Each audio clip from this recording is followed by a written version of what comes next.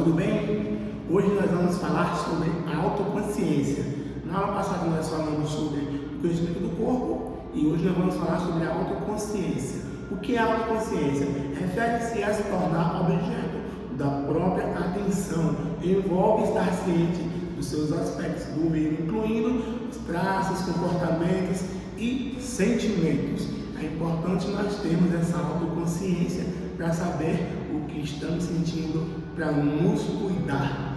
Bom, o que a autoconsciência nos permite? A autoconsciência permite o autoexame. Como já foi falado na aula passada, o autoexame é tocar no nosso corpo e sentir se há algo de errado. Então, a autoconsciência liga ao autoexame. Nós temos que ter a autoconsciência de fazer esse autoexame e cuidar do nosso corpo, ter a consciência de saber os nossos sentimentos, impulsos, sensações físicas e comportamentos. A autoconsciência, ela nos permite ter algumas habilidades, a entender nossas emoções, a entender que a mente dela é única, relacionar os pensamentos e emoções, conhecer pontos fracos e pontos fortes. Dá para perceber que tudo está interligado, né? Autoconsciência, autocuidado, autoconhecimento, tudo está ali encaixando um com o outro. Autoconsciência e a consciência são a mesma coisa? Não. A autoconsciência e a consciência são a mesma coisa? A diferença entre os humanos e os animais é que os humanos possuem ambas e os animais possuem apenas a consciência instintiva. Por exemplo, se você for atacar um cachorro, ele vai ter aquele instinto dele de querer te morder porque ele vai se defender. Então isso é uma consciência instintiva, certo?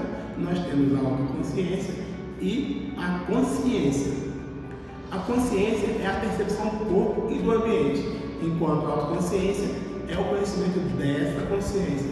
Nós temos que ter a autoconsciência de nos cuidar, mas nós temos que ter a consciência do que nos vai fazer bem e do que vai nos fazer mal. Por exemplo, se você for falar algo para alguma pessoa, você vai ter que ter a consciência do resultado que vai trazer a ela. O cuidado com o que vai falar, o cuidado com o que você vai fazer. Da mesma forma, nós temos que ter a autoconsciência de nos cuidar, de nos tratar, de cuidar das nossas emoções, dos nossos sentimentos. Por que é tão difícil ser autoconsciente? O nosso ego é a primeira razão pelo qual a autoconsciência é tão importante.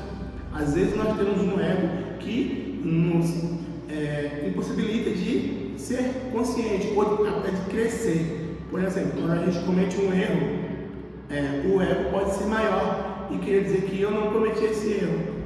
Ou quando você fala algo para alguém apenas para machucar essa pessoa. Isso é um ego e te impossibilita de ser consciente, de ter a autoconsciência, de cuidar tanto de você e a consciência de cuidar das outras pessoas. Nós temos que ter a autoconsciência e a consciência para cuidar de nós e dos outros.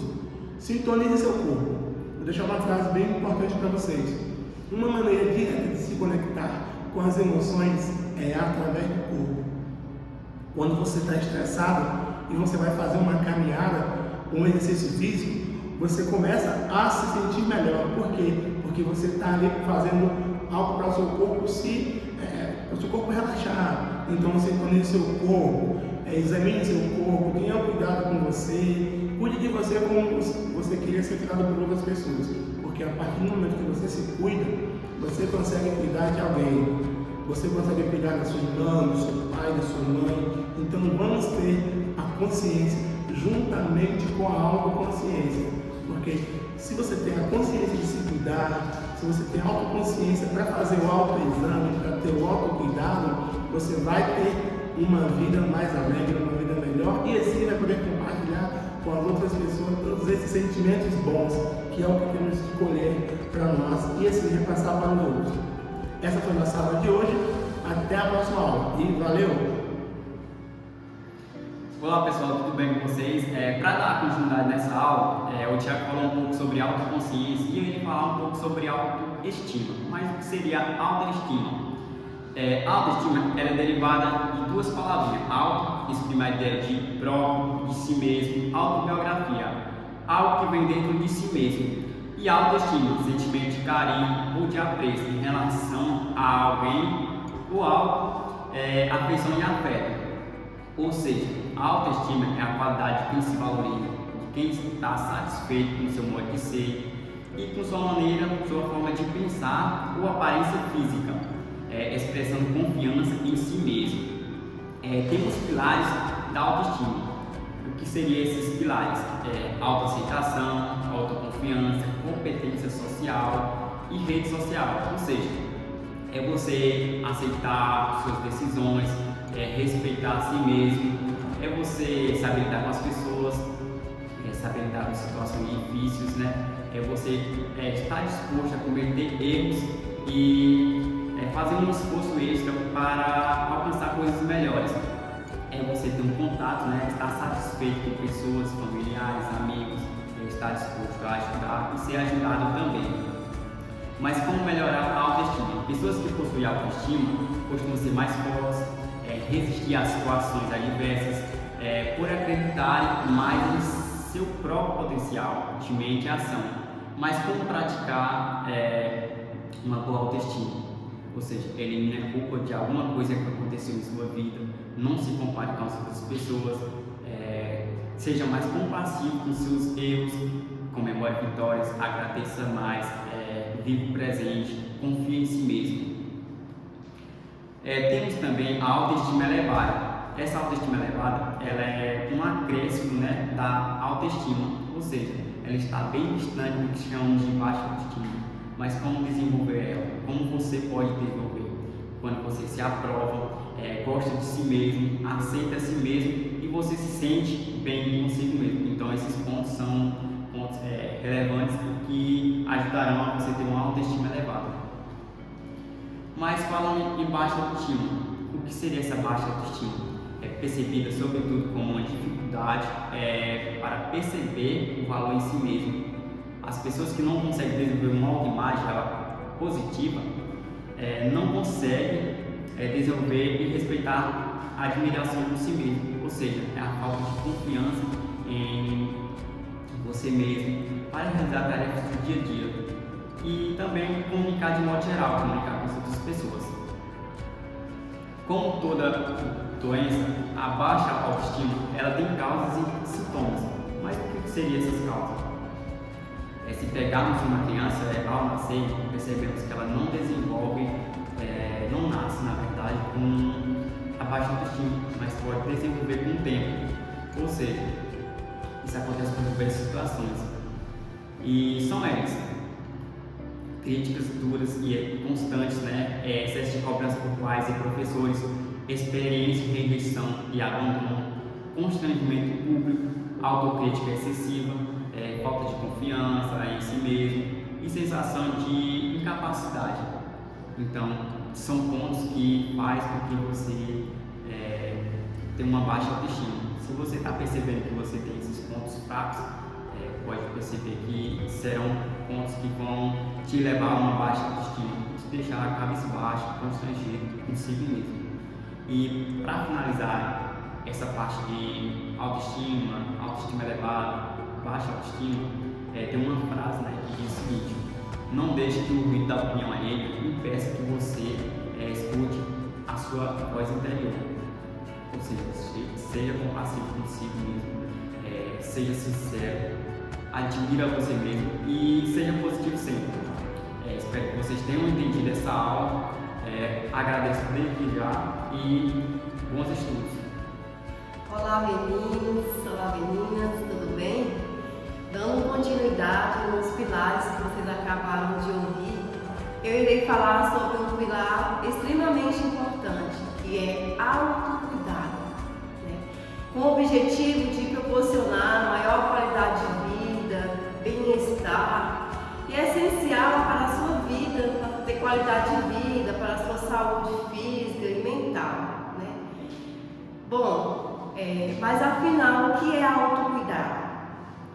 Autocuidado nada mais é do que você cuidar de si, você olhar para dentro de si, ter um olhar atencioso para o seu mundo interno, é você cuidar da sua saúde, do seu físico, é você ter autoconhecimento, tá? E hoje nós iremos conhecer 5 pilares extremamente importantes do autocuidado, que é autocuidado emocional, autocuidado físico, autocuidado intelectual, o autocuidado espiritual e o autocuidado social.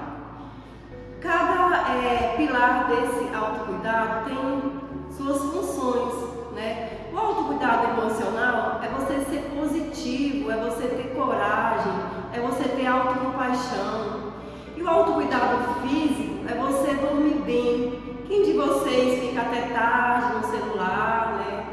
Assistindo um filme, assistindo desenho, né? Então, o autocuidado físico é você dormir bem, né? Na hora certa, é acordar na hora certa, né? É você ter uma alimentação saudável, é você cuidar do seu corpo. O autocuidado intelectual é você ter um bom hábito de leitura. Quem de vocês aí gosta de ler livros? Né? Temos também o autocuidado espiritual, que é um momento de meditação, é você falar com Deus, é você ter paz, ter harmonia, né? Precisamos disso, né?